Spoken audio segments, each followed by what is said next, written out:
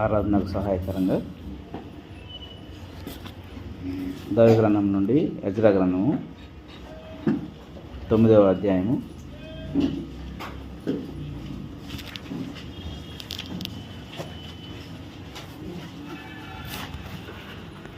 Ezra గ్రంథము 9వ అధ్యాయము 15వ వచనాన్ని చదువుకొని కొన్ని విషయాలు జ్ఞాపకం చేసుకున్నాము. ఎజ్రా గ్రంథము 9వ అధ్యాయము 15వ వచనం. యెహోవా, ఇశ్రాయేలీయుల దేవా, నీవు నీతిమంతుడివై ఉన్నావు.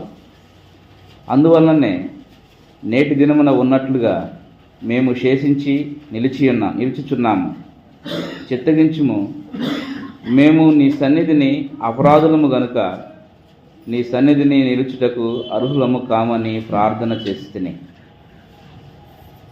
ఈ సందర్భం ఎజ్రా మరి దేవుని ఎదుట చేస్తున్నటువంటి ఒక ప్రార్థన విజ్ఞాపనగా మనకి కనిపిస్తుంది. ఇశ్రాయేలీలు చెరపట్టబడి వెళ్ళిపోయిన తర్వాత, అషూరు రాజులు చెరపట్టిన తర్వాత వారు మరలా తిరిగి వచ్చినట్టుగా లేదు. ఆ తర్వాత యూదులు బబులోనుకు కొనుక్కోబడిన తర్వాత తిరిగి జెరుబ్బాబెలు నాయకత్వంలో ఒకసారి రావడం యెరూషలేముకి, మరలా రెండవసారి తిరిగి ఎజ్రా నాయకత్వంలో బబులోనుకు వచ్చినటువంటి సందర్భంలో ఇశ్రాయేలు ప్రజల యొక్క స్థితిని ఒకసారి ఎజ్రా వివరిస్తూ ఉన్నాడు.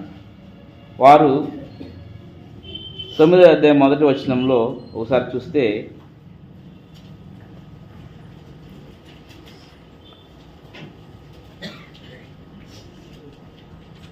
ఆ దేశపు జనములలో నుండి తమ్మును తాము వేరుపరుచుకొనక వారు చేయు అసహ్యమైన కార్యములు తామే చేయొచ్చు. ఇశ్రాయేలీయులు లేదా యూదులు ఇక్కడ దేవుణ్ణి విడిచి అసహ్య కార్యాలు చేస్తూ వారు పరిశుద్ధ సంతతిగా, 2వ వచనంలో పరిశుద్ధ సంతతిగా ఉండవలసినటువంటి వారు ఆ దేశపు జనులతో కలిసిపోయి అపరాధము చేస్తున్నటువంటి స్థితిని దేవుని వైపు తిరిగి దేవుని అడుగుటానికి కూడా సిగ్గుపడినటువంటి పరిస్థితి. 6వ వచనంలో, నా దేవా, నా దేవా, నా ముఖము నీ వైపు ఎత్తుకున్నటకు సిగ్గుపడి కిన్నుడనై ఉన్నాను. మా దోషములు మా తలలకు పైగా హెచ్చి ఉన్నవి. మా అపరాధము ఆకాశమంత ఎత్తుగా పెరిగి ఉన్నది. మా పితరుల దినములు మొదలుకొని నేటి వరకు మేము మిక్కిలి అపరాధులము. 9వ వచనంలో, నిజముగా మేము దాసులమైతిమి. మా దేవుడు అయిన నీవు మా దాస్యములో మమ్మను విడవక పారసీక దేశపు రాజుల ఎదుట మాకు దయను కనపరిచి మేము తెప్పరినట్లుగా మా దేవుని మందిరమును నిలిపి మాకు ఆశ్రయమునిచ్చుటకు కృప చూపుతివి. దేవుడు వారి యొక్క అపరాధములని తీసివేసి లేదా వారి స్థితిని మార్చి తిరిగి మరలా తన సొంత స్థానానికి తీసుకొచ్చినప్పుడు వారు పూర్వపు స్థితిని మర్చిపోయిన వారుగా మనకి ఇక్కడ కనపడుతూ ఉన్నారు. వారు ప్రత్యేకంగా ఉండవలసిన వారు. అయితే ప్రత్యేకంగా ఉండకుండా వారు చేసినటువంటి ఈ అపరాధమును బట్టి, దోషాలను బట్టి ఎజ్రా మాట్లాడుతున్నాడు. వాస్తవంగా మనము ఇశ్రాయేలుతో సహపౌరులను కాదు. ఈ విషయాన్ని మనము ఎఫెసీ పత్రికలో మనం చూస్తాము. మనము ఇశ్రాయేలుతో సహపౌరులము కాదు.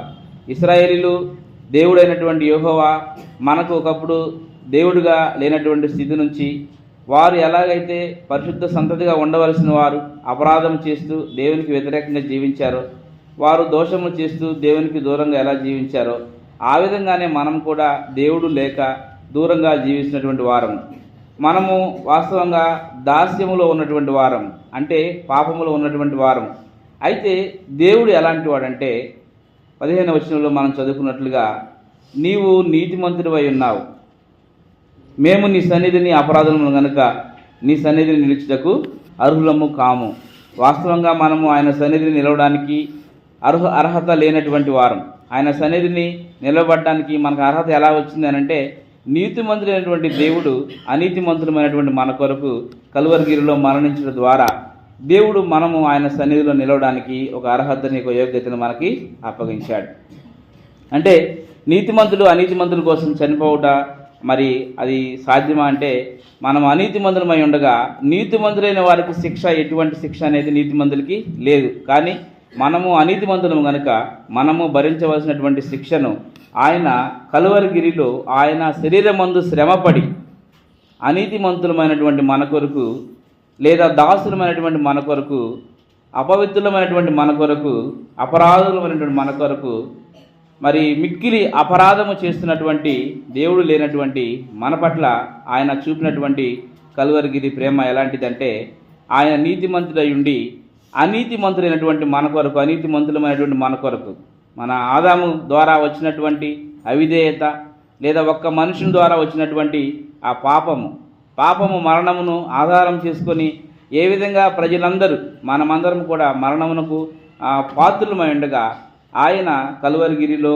మన పాపములను కొట్టివేసి ఆయన రక్తము ద్వారా మనకి నీతిమంతులుగా తీర్చడానికి ఆయన మనకి అధికారము లేదా మనకి అవకాశం అనేది కల్పించాడు.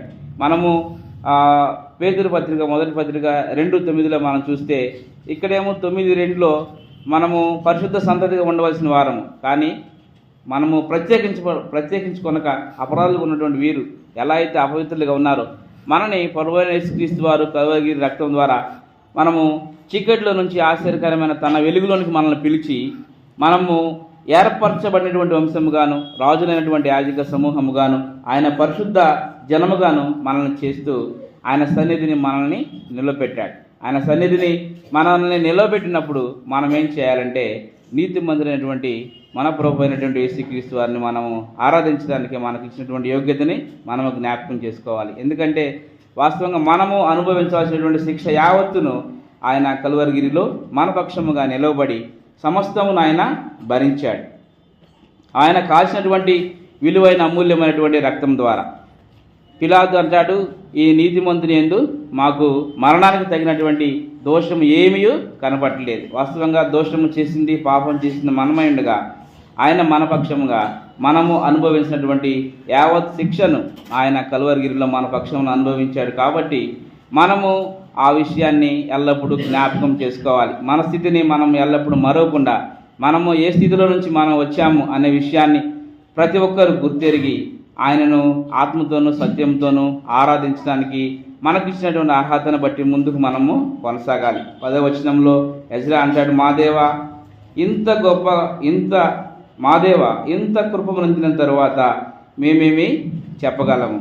మా దేవా ఇంత కృప నొందిన తరువాత మేమేమి చెప్పగలము. మనము కూడా ఇలాంటి కృపను మనం పొందుకున్నందుకు మనము ఏమీ చెప్పేటువంటి పరిస్థితి ఏమీ కాదు, కానీ మనము ఆత్మతోనూ సత్యంతోనూ ఆరాధించడానికి దేవుడు ఆయన సన్నిధిని అపరాధులైనటువంటి మన కొరకు ఆయన మనకు అవకాశం ఇచ్చాడు. కాబట్టి ఆయన సన్నిధిని నిలవబడడానికి అర్హతను మనము కాపాడుకుంటూ మన దేవుణ్ణి మనము ఆత్మతోనూ సత్యంతోనూ ఆరాధిస్తూ ముందుకు కొనసాగాలని తెలియజేస్తున్నాము. అటు రీతిగా దేవుడు మనల్ని ముందుకు కొనసాగించుగాక.